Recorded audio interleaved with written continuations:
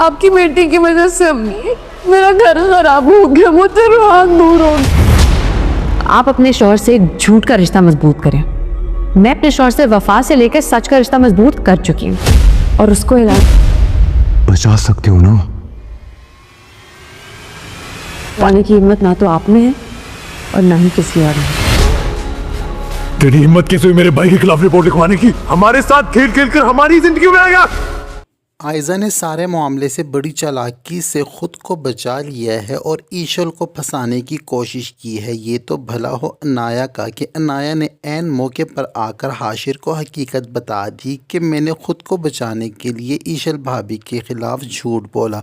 और हाशिर जब कि ईशल को निकालने ही वाला था घर पे, और जब अनाया ने आकर सच बता दिया, अनाया ने भी अपने मतलब के लिए आकर सच बताया, क्योंकि जब रोहान ने ये फ़ैसला कर दिया था कि इनाया अब इस घर में नहीं रह सकती, तो इनाया को लगा कि उसकी आप ही तो उसकी कोई मदद नहीं कर सकती इस मामले में, क्योंकि रोहान जो है इस वक्त असद भाई से भी नाराज़ है हाशिर वाले मामले पर। तो इनाया को ये ही लगा कि इस वक्त अगर इसकी कोई मदद कर सकता है, इसको इस घर से निकलने से रोक सकता है, तो वो हाशिर है। तो इसीलिए वो हाशिर के पास आती है और ख़ुद को बचाने के लिए हाशिर को सच बता देती है कि ईशल के ख़िलाफ़ मैंने झूठ बोला था।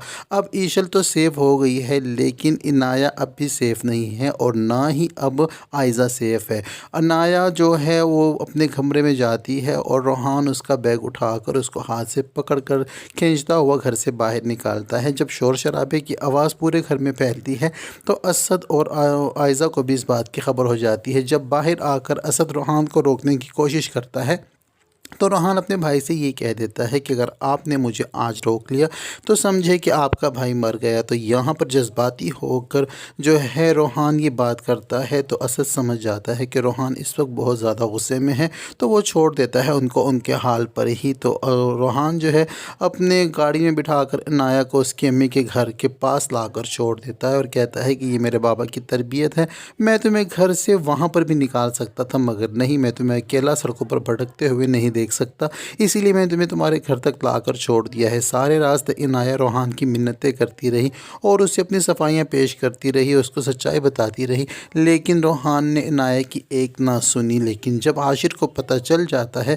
कि इनाया ने हकीकत बता दी है, ईशल का कोई कसूर नहीं है, तो अब हाशिर जो है रोहान से मिलने उसके घर जाएगा, क्योंकि ईशल ने तो अपनी मॉम को भी सब कुछ सच बता दिया है और उसकी मॉम जो है अपने उसके डैड से बात करने ही वाली हैं। तो ज़ाहिर बात है जब उसके डैड अपने पार्टनर से बात करेंगे तो मामला तो खुलेगा ही।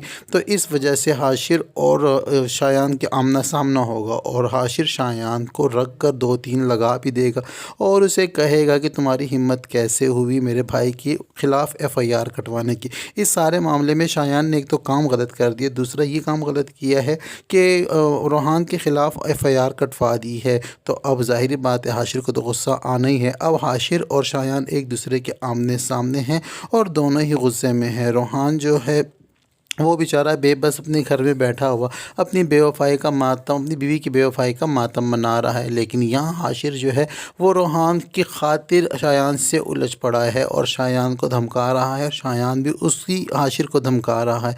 अब देखना ये है कि ये मामला कैसे सुलझता है। और ईशल जो है वो भी खुले आम आयज़ा को चैलेंज कर चुकी है और कह चुकी है कि आप अपने झूठ के साथ अपने शोहर का सामने लाते हुए अपना रिश्ता मजबूत करें, और मैंने अपने शोहर को सारी सच्चाई बता दी है और अब देखते हैं कि रिश्ता किसका मजबूत होता है। ईशल ने तो आयज़ा से ये भी कह दिया है कि एक बहन को तो इस घर से निकाल दिया है, वो तो जा चुकी है, अब आप भी अपने निकलने की तैयारी कर लो। लेकिन यहाँ पर जो है आयज़ा ईशल को बहुत ईजी और लाइट ले रही है, उसे लगता है कि मैं सेफ़ हूँ, लेकिन आयज़ा की ये गलती है, ये गलत फहमी है और ये गलत फहमी बहुत जल्द दूर होने वाली है कि जब कि आयज़ा सेफ़ है, जबकि सारी हकीकत असद के सामने हाशिर लेकर आएगा तो फिर असद की हर बात का जवाब आयज़ा को ही देना होगा। उधर दूसरी जानिब अनाया भी बहुत ज़्यादा अपसेट है और रो रही है और अपनी अम्मी से यही कह रही है कि आपकी बेटी की वजह से मेरा घर ख़राब हो गया है।